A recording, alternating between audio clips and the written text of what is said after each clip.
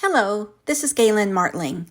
Today I have two watercolor cards and I'm featuring a really pretty wreath and sentiments that are going to be the focal point. But primarily for this video, I'm using leftover watercolor pieces from a previous project.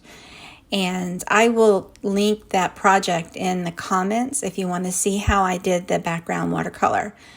So I used Brusho crystal colors for the original watercolor piece, and these watercolor trimmings that I'm using on these cards are leftover die cut pieces, and they're too pretty to throw away. I have a bunch of them. So for this card, I'm using 4 of the trimming pieces, going to accent the top and the bottom of each of these cards with them.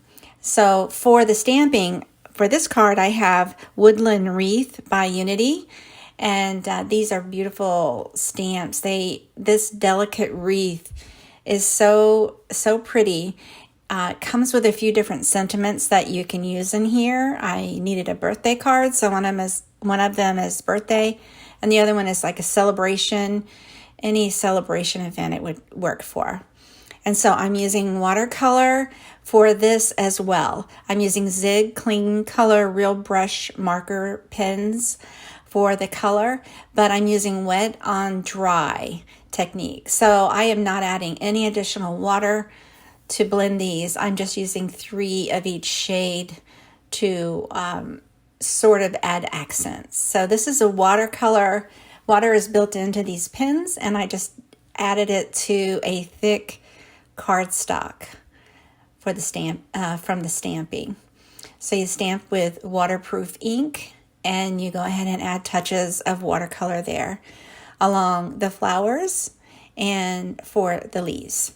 And so I have 2 or 3 different shades of each color that I used. And so you go ahead and you finish on both of the cards. You just do the leaves the same way and the flowers the same way, and just I started from the darkest touches of accent to the lightest, but you can do however you like.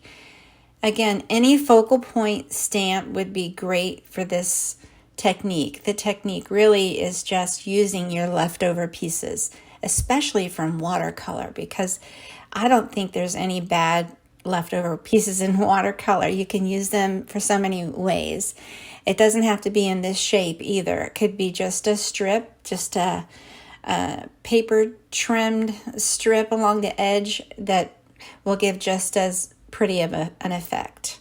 So here's the stamped and colored wreath. I die cut that using my Creative Time circle die.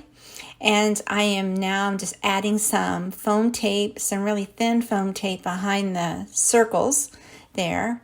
And I'm adding flat score tape, something really tacky for the watercolor pieces there. So here are 2 blue watercolor panels, one for the bottom and one for the top, that I just go ahead and use for these A2 size cards here. And this one was done with a red watercolor. Once dry and diluted, it looks more pink. And so I go ahead and just place with that thin foam top layer there, the circle for the blue and the circle for the red or pink watercolor.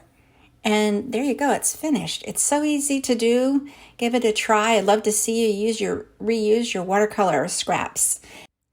Thanks so much for watching. Please take a moment to subscribe to my channel, like and share, and have a great day.